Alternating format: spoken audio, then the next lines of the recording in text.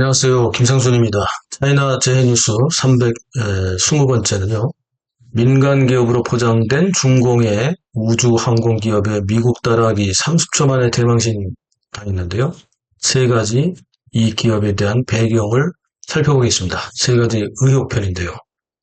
6월 30일 오후 3시 43분경 중공이 민간 투자 항공우주 기업으로 소개하고 있는 북경 천병 항천과기유항공사에서 자체 개발했다고 하는 액체 추진 재사용 로켓 발사 시험이 있었습니다.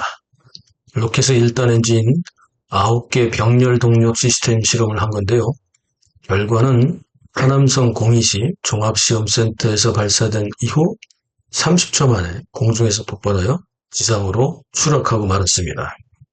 재사용 로켓을 개발했다는 북경 천병 항천과기에서는 점화는 정상적이었지만 이후 1단 연결부에 이상이 발생해서 약 1.5km 떨어진 청룡산에 추락하여 폭발했고 사전에 주변 주민들을 대피시켜서 인명피해는 없었다고 발표했습니다. 천룡 3호 로켓이 즉 하늘의 용 3호 로켓이 청룡산에 추락하여 폭발한 것입니다. 천룡 3호 로켓을 개발한 기업의 명칭에서 보듯이 북경 천병 항천과기를 풀어서 설명하면요.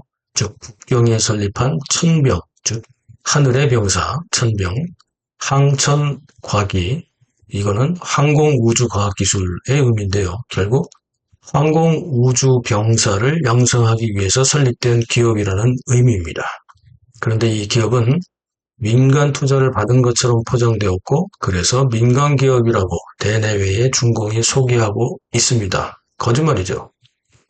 미국의 민간 기업 일론 머스크 테슬라 CEO가 개발을 주도하고 있는 미국 스페이스X를 흉내내면서 중공은 마치 북경 천병 항천 과기가 민간 기업인 것처럼 선전하고 있고 한국의 언론들은 또 아무런 배경조사나 의문점도 없이 중공 관변 언론이 발표한 대로 중국식 민간 스페이스X라고 받아 적고 있습니다.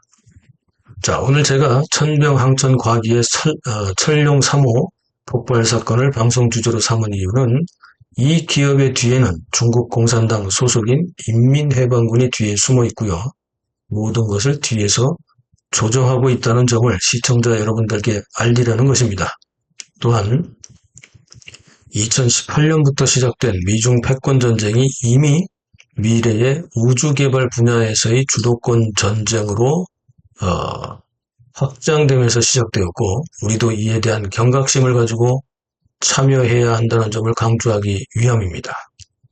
미중 패권 전쟁은 지금 AI 개발과 우주 개발 전쟁으로 확산되어 있습니다. 이 두 분야는 아직까지 우주공산인 영역이라서 누구든지 먼저 점령하면 이 분야에 대한 막강한 패권을 휘두르면서 국익도 엄청나게 확장할 수 있는 이른바 미래의 식민지를 개척하는 것과도 같기 때문인데요.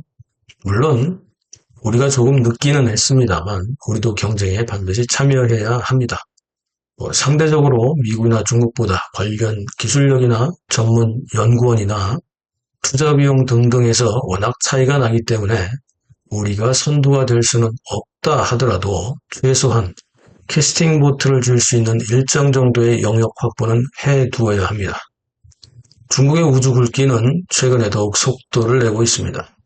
우주 개발을 관장하는 중국 국가항천국, 즉 중국 국가우주국은요. 6월 25일 창어 6호를 통해서 세계 최초로 달 뒤편의 토양 샘플을 확보할 정도로 급성장하고 있습니다. 재사용 로켓으로 개발되는 천룡 3호는 이번에 비록 실패했지만 재정비하여 3년 안에 매년 30회 이상 상업용 궤도를 발사하겠다는 목표로 미국과의 우주 굵기 경쟁에 나섰습니다. 2023년 4월에 발사되었던 천룡 2호는 중국 최초 액체 운반 로켓으로 위성을 우주 궤도에 안착시키는 데 성공했었습니다. 북경 천병 항천과기는 미국의 일론 머스크가 개발하는 스페이스X처럼 민간 기업이라고 선전하며 다른 나라의 경계심을 완화시키려는 수작을 보이고 있는데요. 실제로 배경을 보면 단순히 민간기업이 아니라 중공의 인민해방군과 바로 연결됩니다. 대략 세 가지로 요약할 수 있는데요. 첫째, 천병항천과기의 창업자이자 회장으로 로켓사업 총책임자인 캉용라이는 중공의 우주발사체 기술연구원의 기술총괄이었고요. 중공의 로켓군 전문가로 로켓 국방 분야에서 7년간 종사한 군사무기 개발 전문가입니다. 스스로 중국의 머스크라고 부르고 있는 캉용라이는 바로 중공 인민해방군의 허가와 지원을 받아서 2019년 4월에 천병항천과기를 설립했습니다. 중공의 지시와 임무를 부여받고 우주 굴기와 관련된 개발을 총괄하고 있는 것입니다.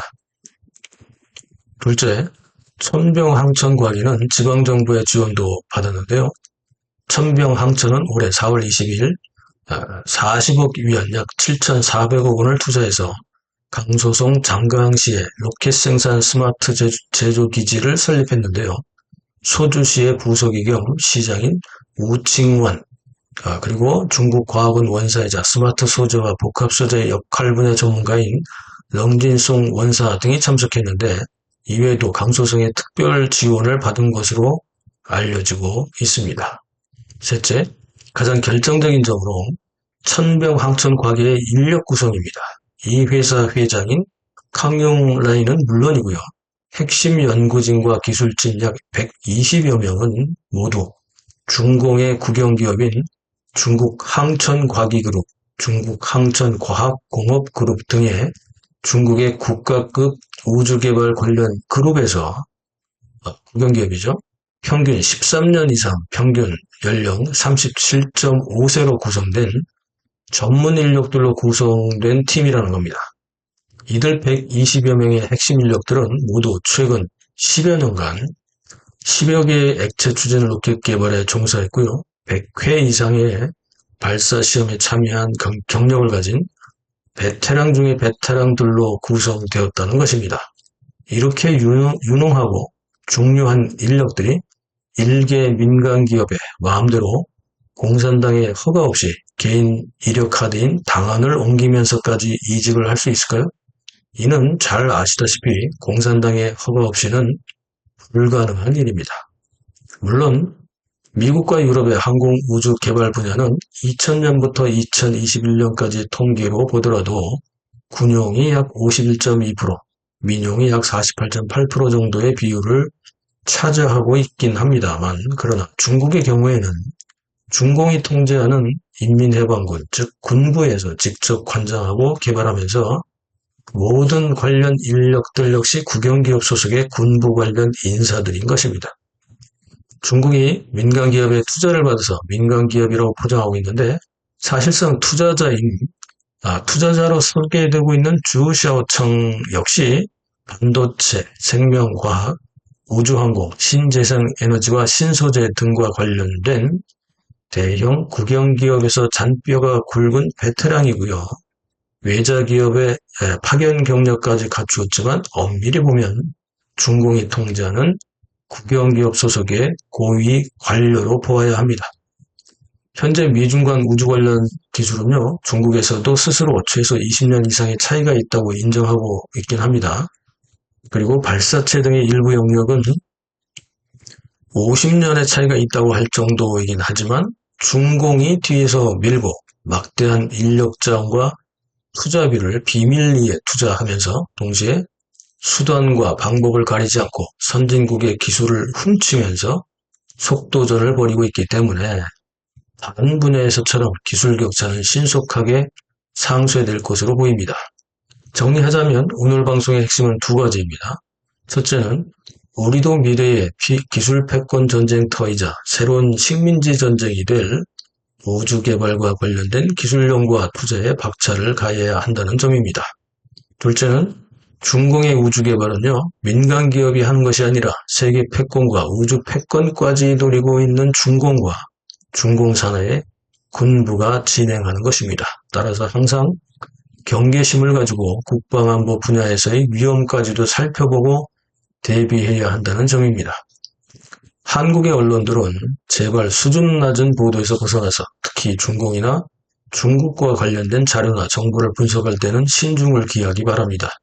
짧은 시간에 다량의 기사를 내보내는 것은 기자들이 할 일이 아니라 그냥 업무 보조 알바생들이나 할 일이고, 기자로서의 기본적인 책임과 의무를 늘 생각하는 기사 작성을 하길 바랍니다.